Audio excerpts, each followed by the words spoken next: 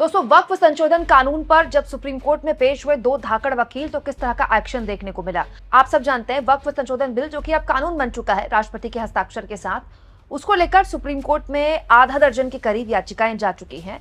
और एक बहुत ही दिलचस्प तस्वीर तब देखने को मिली जब वक्फ संशोधन कानून के खिलाफ दो धाकड़ वकील सुप्रीम कोर्ट में पेश हुए, अभिषेक मनु सिंघवी और कपिल सिब्बल।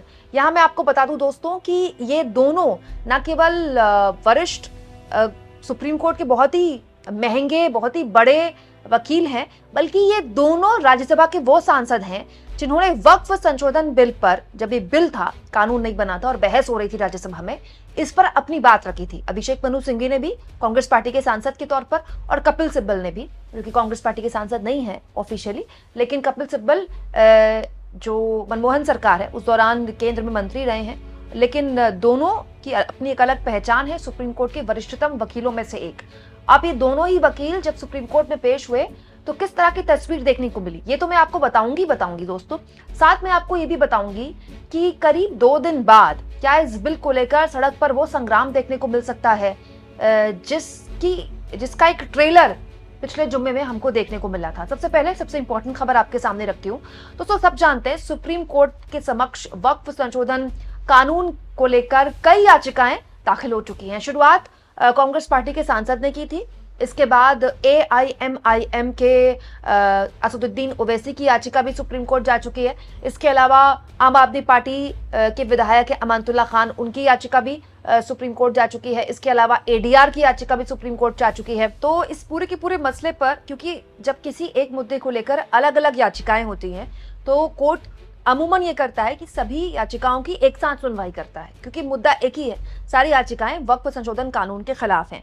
दरअसल इसको लेकर जब कल सुप्रीम कोर्ट में सुनवाई शुरू हुई तो CJI के समक्ष ये मामला गया। Chief justice of India Sanjeev Khanna की बेंच, जिसमें 3 जजेस की बेंच थी, संजीव खन्ना के समक्ष जब ये मामला गया तो संजीव खन्ना एक इंपॉर्टेंट बात पर राजी हो गए। दोस्तों, दैनिक जागरण की खबर के मुताबिक इस कानून को चुनौती देने वाली याचिकाओं को जल्द सुनवाई के लिए सूचीबद्ध करने की मांग पर विचार के लिए राजी हो गए हैं संजीव खन्ना, कि इस मांग पर विचार किया जाएगा, इस पर राजी हो गए, मतलब सभी याचिकाओं को एक साथ सूचीबद्ध किया जाएगा।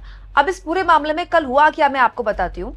कपिल सिब्बल जो कि संजीव खन्ना की अध्यक्षता वाली बेंच के समक्ष पेश हुए, कपिल सिब्बल जो कि जमीयत उलेमाए हिंद की याचिका को यहाँ रिप्रेजेंट कर रहे थे, उन्होंने इस कानून को चुनौती दी सुप्रीम कोर्ट में। इसके अलावा दोस्तों, यहाँ पर यह भी लिखा है कि अभिषेक मनु सिंघवी भी सुप्रीम कोर्ट में पेश हुए और इस संबंध में कई और याचिकाएं दाखिल हुई हैं। अभिषेक मनु सिंघवी के साथ साथ निजाम पाशा भी यहाँ पर पेश हुए, जो कि सुप्रीम कोर्ट के वरिष्ठ वकीलों में से एक है। तो आप कह सकते हैं कि सभी की तरफ से पेश होने के बाद एक आग्रह किया सुप्रीम कोर्ट से कि जल्द से जल्द इस मामले में सुनवाई हो। हुआ क्या दोस्तों, पूरा एक्शन में आपके सामने रख देती हूँ। कपिल सिब्बल जब सुप्रीम कोर्ट पेश हुए जमीयत उलेमाए हिंद के वकील के तौर पर, तो उन्होंने सुप्रीम कोर्ट से अपील की कि इस पर अर्जेंट सुनवाई हो, तुरंत सुनवाई हो। तो CJI ने कह दिया कि आप वकीलों से कहें कि हमें मेल या पत्र भेजें। इस पर सिब्बल ने कहा कि ये प्रक्रिया पूरी की जा चुकी है। दरअसल होता क्या था दोस्तों, सुप्रीम कोर्ट में कई बार अर्जेंट सुनवाई हो जाती थी इस तरह से जुबानी अपील के जरिए, लेकिन अब ये बंद हो गई है। तो पहले अगर आपको अर्जेंट सुनवाई करवानी है किसी मामले को लेकर तो आपको पूरी प्रक्रिया से मेल्स करवाने होते हैं। तो इसी को लेकर संजीव खन्ना ने, CJI ने कपिल सिब्बल से कहा कि आप प्रक्रिया का पालन कीजिए। तो कपिल सिब्बल ने कहा कि हम ये कर चुके हैं। इसके बाद दोस्तों, CJI ने जवाब में कपिल सिब्बल से कहा कि ठीक है, हम पत्र और मेल देखेंगे, इन पर फैसला लिया जाएगा, हम इन्हें लिस्ट करेंगे। तो संजीव खन्ना ने फिलहाल ये कहा है, आप ये कह सकते हैं कि सुप्रीम कोर्ट ने फिलहाल ये कहा है कि इस कानून की संवैधानिकता को चुनौती देने वाली याचिकाओं को लिस्ट करने यानी सुनवाई करने पर CJI अभी फैसला करेंगे। यानी कि अभी इस मामले में सुनवाई कब होगी, कैसी होगी, इसको लेकर CJI इस पूरे मामले में विचार करेंगे, ये बात सुप्रीम कोर्ट में CJI ने कही है। यहाँ पर मैं आपको बता दूं दोस्तों कि कुल मिलाकर 11 के आसपास याचिकाएं बताई गई हैं। कई जगह बताई गई कि 6 याचिकाएं हैं, लेकिन दैनिक भास्कर की खबर के मुताबिक 11 के आसपास याचिकाएं अब इस मामले में जा चुकी हैं। दोस्तों, अब कोर्ट में जो भी कुछ होगा वो तो खैर कानून के दायरे में होगा और कोर्ट की अपनी प्रक्रियाएं हैं उसके तहत होगा, और ये एक दिन में नहीं होता है, इसको वक्त लगता है। इलेक्टोरल बॉन्ड का मामला देखिए कब से सुनवाई में गया था और लगातार सुनवाई हुई, लेकिन हाँ, ये बात सही है कि इलेक्टोरल बॉन्ड जो कि इस सरकार का लाया हुआ ही एक फैसला था, अंत में सुप्रीम कोर्ट ने उसको गैर संवैधानिक माना और उसे खारिज कर दिया। और ठीक चुनाव से पहले इस सरकार के लिए एक बहुत ही बड़ी सरदर्द बना था, बहुत सरकार के लिए असहज करने वाला फैसला बना था, जिसको आज भी मोदी जी डिफेंड नहीं कर पाते। अब बड़ा सवाल यह है कि अगर ये मामला सुप्रीम कोर्ट में सुनवाई में लिस्ट हो जाता है, फिर सुनवाई में सारे मामलों को सुनाया जाता है, तो सरकार की तरफ से भी कोई ना कोई पक्ष रखने के लिए जाहिर तौर पर होगा ही होगा, क्योंकि संसद से बिल पास हुआ है। हालांकि दोस्तों, ये मामला केवल वैसा नहीं है जैसा कि हमको दिखाई दे रहा है। सुप्रीम कोर्ट में जो होगा सो होगा, उस पर तो लगातार हम अपडेट आपको देते रहेंगे, लेकिन हमको ये भी देखना पड़ेगा कि समाज के अंदर इस कानून को लेकर किस तरह की गर्मी देखी जा रही है, किस तरह की तपिश देखी जा रही है। 11 तारीख दोस्तों, आज 8 तारीख है, यानी कि आप कह सकते हैं कि करीब करीब 2 दिन बाद 11 अप्रैल का वो दिन मुकर्रर किया गया है all India Muslim personal law board द्वारा, जब देश भर में शांतिपूर्ण प्रदर्शन किए जाएंगे इस कानून के खिलाफ।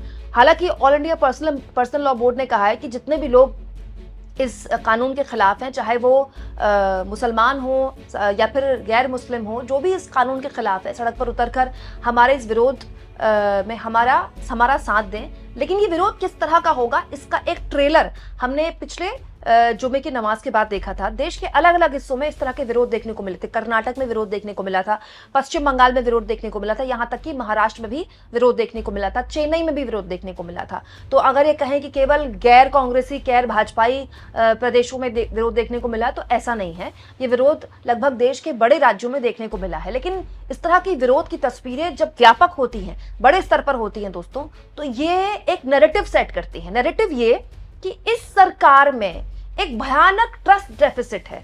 अल्पसंख्यक समुदाय, अब ये सरकार चाहे देश के गृह मंत्री हो या देश के अल्पसंख्यक मंत्री हो, देश के तमाम बड़े नेता हो, सदन में बैठकर कह रहे हो, अल्पसंख्यक समुदाय को विश्वास दिला रहे हो कि ये बिल आपके हित में है, हम तो आपका भला करना चाहते हैं, लेकिन ये बताता है कि इस बिल को लेकर कितना जबरदस्त ट्रस्ट डेफिसिट है।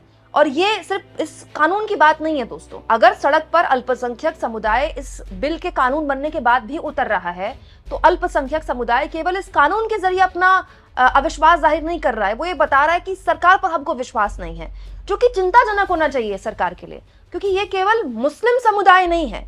एक वोट बैंक के तौर पर आप इनको मुस्लिम समुदाय के तौर पर देख सकते हैं, लेकिन ये देश की 20 करोड़ आबादी है और किसी भी सरकार के लिए ये चिंतनीय होना चाहिए, ये परेशान करने वाला एक मामला होना चाहिए कि 20 करोड़ की आबादी आपके देश की आप पर विश्वास नहीं करती है। आप ये कह रहे हैं कि आप उनके लिए भले के लिए लाए हैं ये कानून, हो सकता है कि भला हो जाए उनका, लेकिन वो ये विश्वास ही नहीं करते कि आप उनका भला कर सकते हैं। ये कितना खतरनाक है किसी सरकार के लिए, और ये कितना बड़ा फेलियर है किसी सरकार के लिए। ये सरकार को सोचना चाहिए। हम उम्मीद करते हैं दोस्तों कि 11 अप्रैल को ये पूरा का पूरा जो प्रदर्शन है शांतिपूर्ण रहे, जिसे जुम्मे की नमाज के बाद देखा गया था। देखिए दोस्तों, जब ये बिल पास हुआ और इस बिल के पास होने के लिए जेडीयू के नेता ललन सिंह जैसे लोगों ने संसद में ऐसे मोदी जी की तारीफ की, जैसे लगा कि वो बीजेपी के प्रवक्ता हैं क्या कोई। मतलब उनको सुनकर संबित पात्रा भी सोच रहे होंगे कि ऐसा भाषण तो मैंने भी नहीं दिया, वही बैठे होंगे संबित पात्रा लोकसभा में। तो ये बहुत आहत करने वाला था। और धड़ाधड़ अब जो मुस्लिम नेता हैं, चाहे वो बहुत बड़े जनाधार के नेता ना हो जेडीयू के अंदर, लेकिन उन्होंने झड़ी लगा दी इस्तीफों की। और अजीब सी एक स्थिति देखिए जेडीयू के अंदर कि लगातार जेडीयू नकार रही है। पहले 5 मुस्लिम नेताओं ने इस्तीफा दिया तो जेडीयू ने कहा इनका हमारी पार्टी से कोई वास्ता नहीं है। उसके बाद 15 मुस्लिम नेताओं ने कल और इस्तीफा दे दिया, तो अब जेडीयू ने फिर कह दिया है कि इनका पार्टी से कोई वास्ता नहीं है। मतलब हो सकता है दोस्तों कि इन नेताओं का कोई बड़ा जनाधार ना हो, ये पार्टी को वोट न दिला पाए या ये पार्टी के लिए चुनाव न लड़ पाए, लेकिन ये नैरेटिव तो सेट कर रहे हैं कि चुनाव से पहले नीतीश कुमार ने अपना एक वर्ग खो दिया है। अब वो खोया है नहीं खोया है तो चुनाव के बाद पता चलेगा, लेकिन आजकल तो पॉलिटिक्स में सब कुछ नैरेटिव सेट करने से होता है, तो मुझे आपको बताने की जरूरत नहीं। और ये नैरेटिव सेट हो रहा है दोस्तों कि एनडीए के अंदर भले ही जेडीयू ने, नीतीश कुमार ने इस बिल का समर्थन किया हो सरकार को, लेकिन अब उनको उसके आफ्टर इफेक्ट्स भुगतने पड़ेंगे। और ये केवल जेडीयू में नहीं हो रहा है, जेडीयू में बड़े स्तर पर हो रहा है, क्योंकि जेडीयू इसको डैमेज कंट्रोल के स्थिति में दिखा रही है।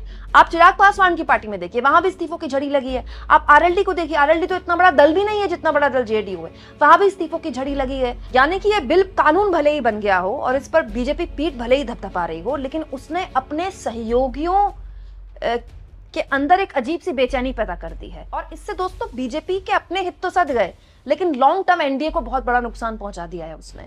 आप इस मुद्दे पर क्या सोचते हैं, कमेंट बॉक्स में जरूर लिखें। और जितना हो सके दोस्तों चैनल को शेयर भी करें, सब्सक्राइब भी करें। और थैंक्स फॉर ज्वाइन, ये 2 ऑप्शन है जिसके जरिए आर्थिक तौर पर भी आप चैनल के हाथ मजबूत कर सकते हैं।